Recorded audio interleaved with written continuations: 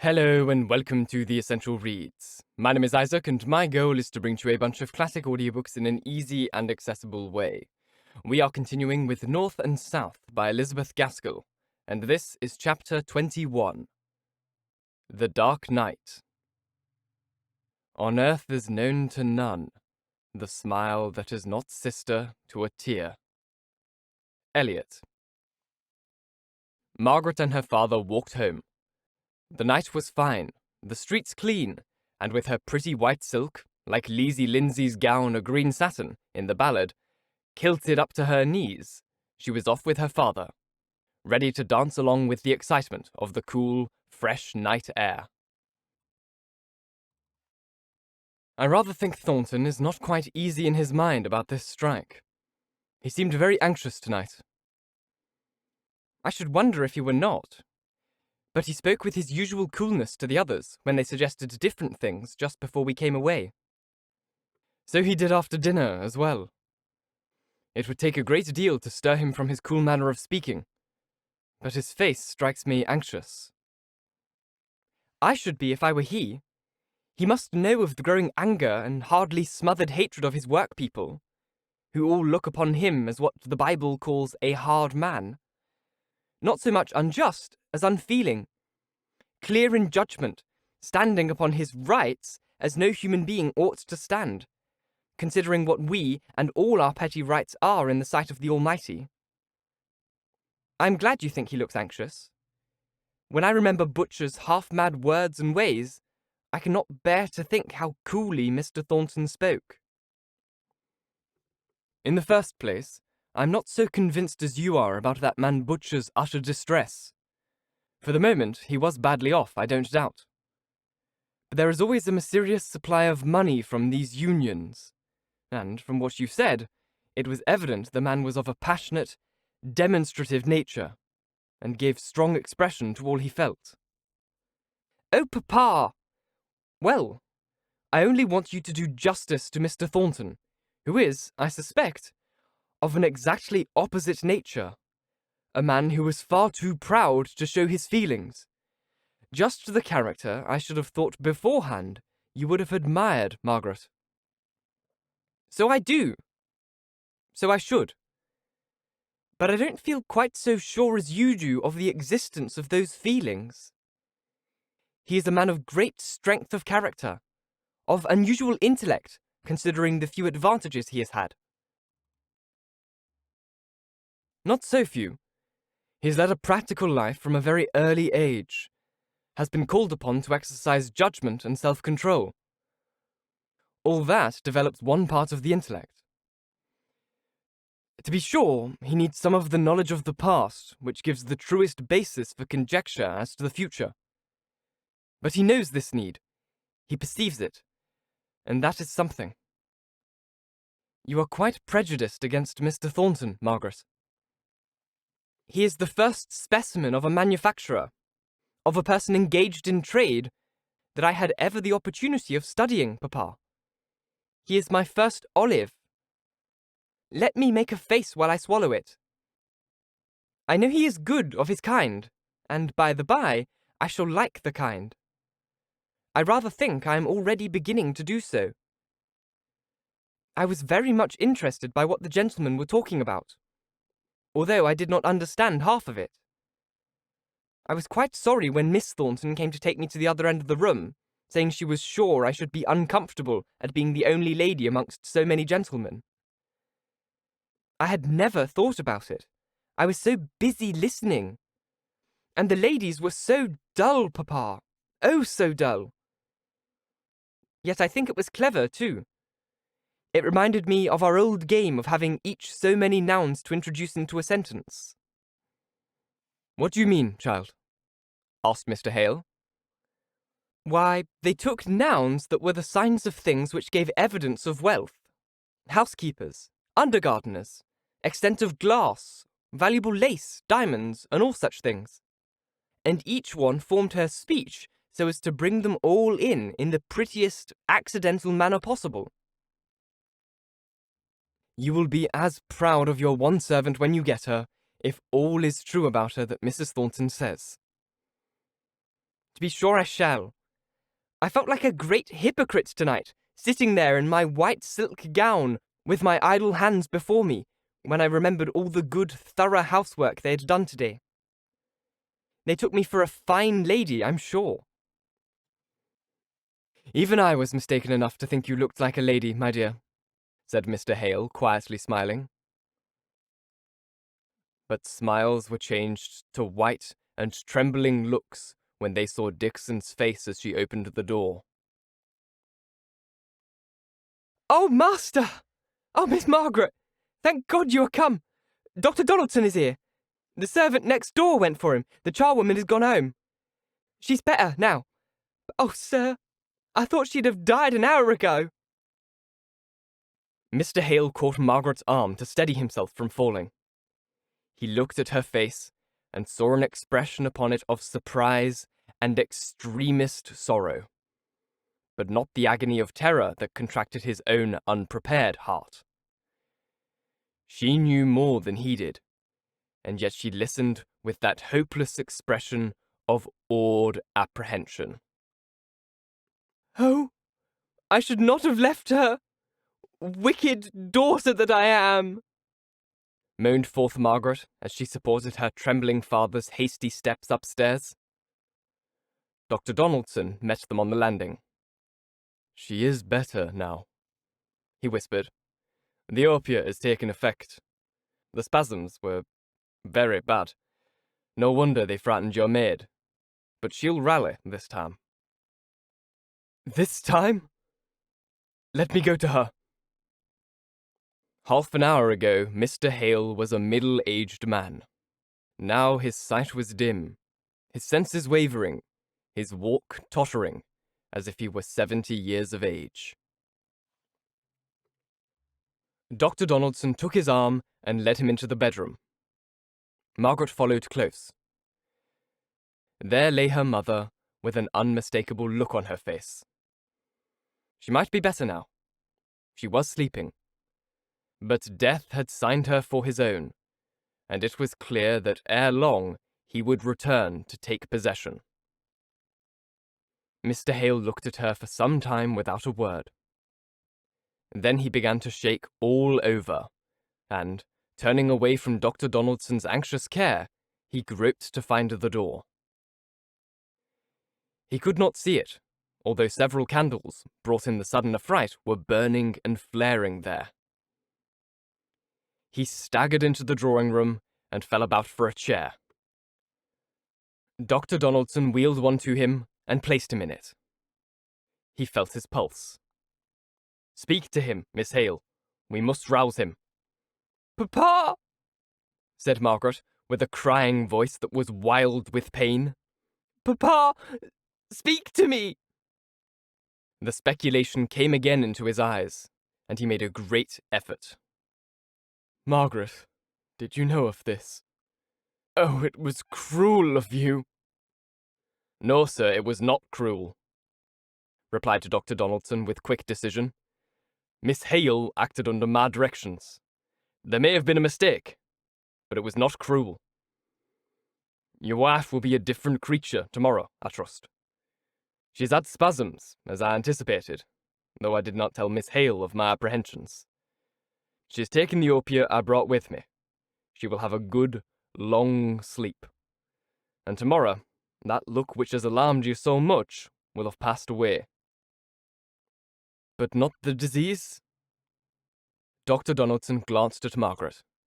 Her bent head, her face raised with no appeal for a temporary reprieve, showed that quick observer of human nature that she thought it better that the whole truth should be told. "Not the disease. We cannot touch the disease, with all our poor, vaunted skill. We can only delay its progress, alleviate the pain it causes. Be a man, sir. A Christian. Have faith in the immortality of the soul, which no pain, no mortal disease can assail or touch." But all the reply he got was in the choked words, "You have never been married, Dr. Donaldson. You don't know what it is."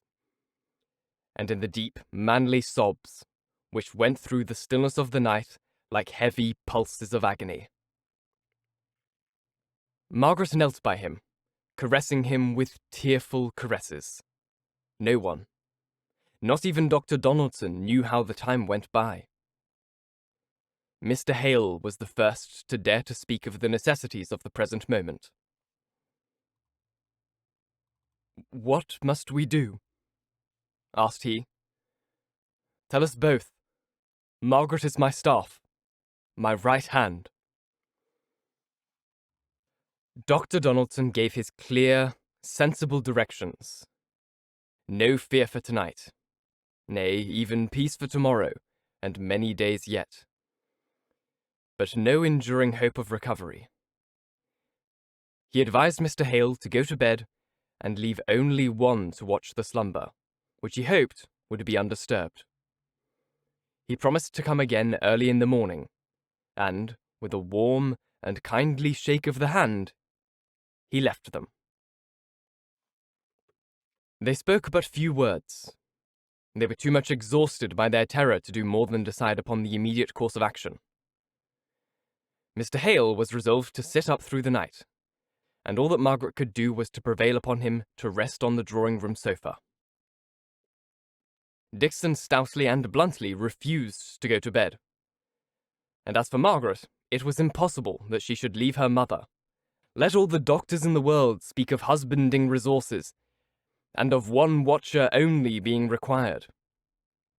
So, Dixon sat and stared, and winked and drooped, and picked herself up again with a jerk, and finally gave up the battle, and fairly snored.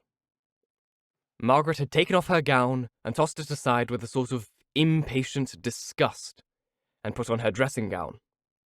She felt as if she could never sleep again, as if her whole senses were acutely vital, and all endured with double keenness for the purpose of watching. Every sight and sound, nay, even every thought, touched some nerve to the very quick. For more than 2 hours she heard her father's restless movements in the next room. He came perpetually to the door of her mother's chamber, pausing there to listen, till she, not hearing his close unseen presence, went and opened it to tell him how all went on, in reply to the questions his bait lips could hardly form. At last he, too, fell asleep, and all the house was still. Margaret sat behind the curtain thinking. Far away in time, far away in space, seemed all the interests of her past days. Not more than 36 hours ago she cared for Bessie Higgins and her father, and her heart was wrung for Butcher.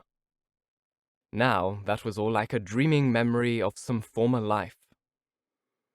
Everything that had passed out of doors seemed dissevered from her mother, and therefore unreal. Even Harley Street appeared more distinct. There she remembered, as if it were yesterday, how she had pleased herself with tracing out her mother's features in her Aunt Shaw's face, and how letters had come, making her dwell on the thoughts of home with all the longing of love. Helstone itself was in the dim past. The dull grey days of the preceding winter and spring, so uneventless and monotonous, seemed more associated with what she cared for now above all price. She would fain have caught at the skirts of that departing time, and prayed it to return, and give her back what she had too little valued while it was yet in her possession. What a vain show life seemed! How unsubstantial and flickering and flitting! It was as if some form of aerial belfry, high up above the stir and jar of the earth, there was a bell continually tolling. All are shadows, all are passing, all is past. And when the morning dawned, cool and grey, like many a happier morning before, when Margaret looked one by one at the sleepers, it seemed as if the terrible night were unreal as a dream. It, too, was a shadow.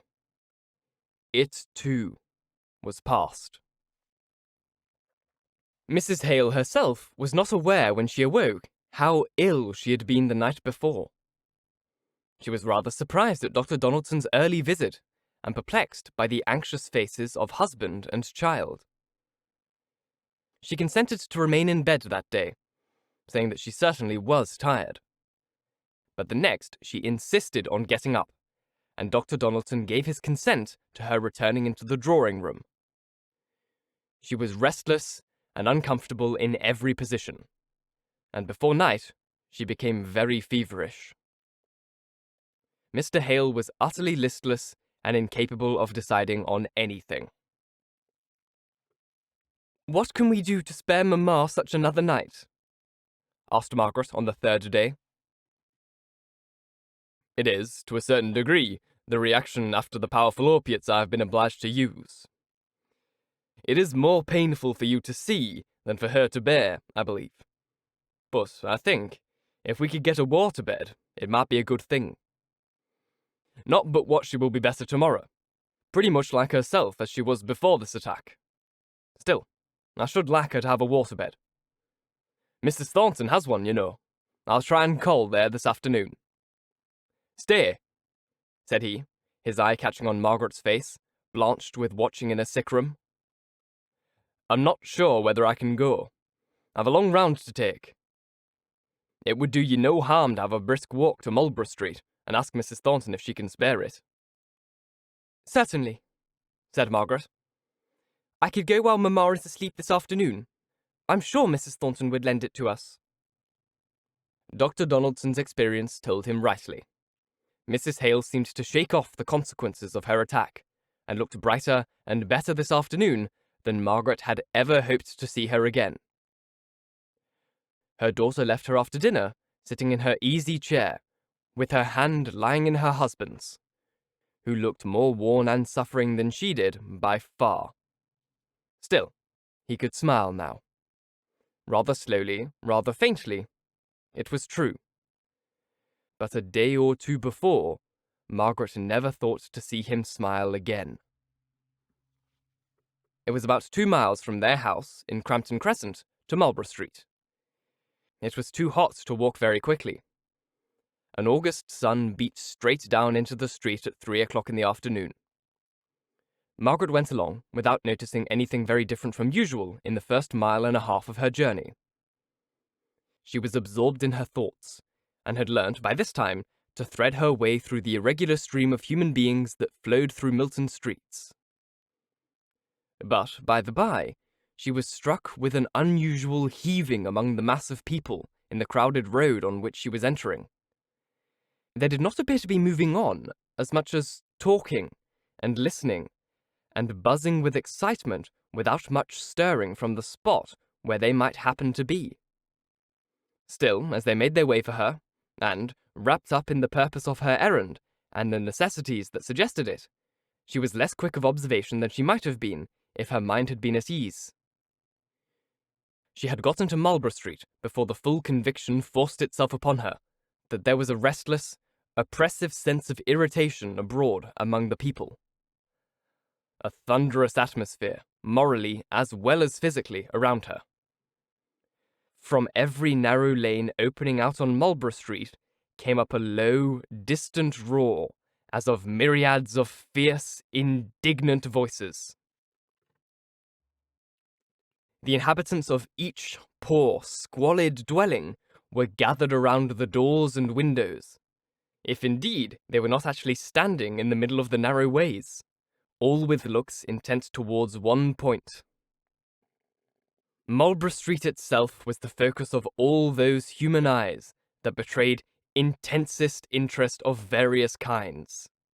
Some fierce with anger, some lowering with relentless threats, some with dilated fear, or imploring entreaty. And as Margaret reached the small side entrance by the folding doors, in the great dead wall of the Marlborough Mill Yard, and waited the porter's answer to the bell, she looked round and heard the first, long, far-off roll of the tempest.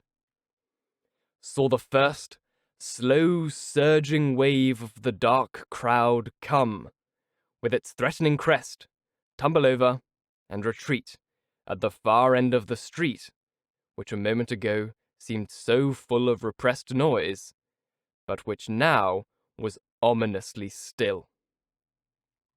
All these circumstances forced themselves on Margaret's notice, but did not sink down into her preoccupied heart. She did not know what they meant. What was their deep significance? While she did know, did feel the sharp pressure of the knife that would soon stab her through and through by leaving her motherless. She was trying to realize that, in order that, when it came, she might be ready to comfort her father. The porter opened the door cautiously, not nearly wide enough to admit her. "It's you, is it, ma'am?" said he, drawing a long breath and widening the entrance, but still not opening it fully. Margaret went in. He hastily bolted it behind her. "The folk are all coming up here, I reckon?" asked he. "I don't know. Something unusual seemed going on. But this street is quite empty, I think." She went across the yard and put up the steps to the house door. There was no near sound. No steam engine at work with a beat and pant. No click of machinery. No mingling and clashing of many sharp voices. But far away, the ominous gathering roar, deep clamoring. Thank you so very much for listening. If you enjoyed, please like, comment, share, all that jazz. And if you really enjoyed, do subscribe because there is more to come. If you're listening on podcast, please leave a review as it's the easiest way to get this in front of as many people as possible, and reading your reviews really, really makes my day. If you want to support the show further, there is a Ko-Fi link just here on screen, or you can find the same link in the description box. It's just a direct way to donate towards the show, or if you're watching on YouTube, you can do a direct donation there. It really, really supports small creators like myself.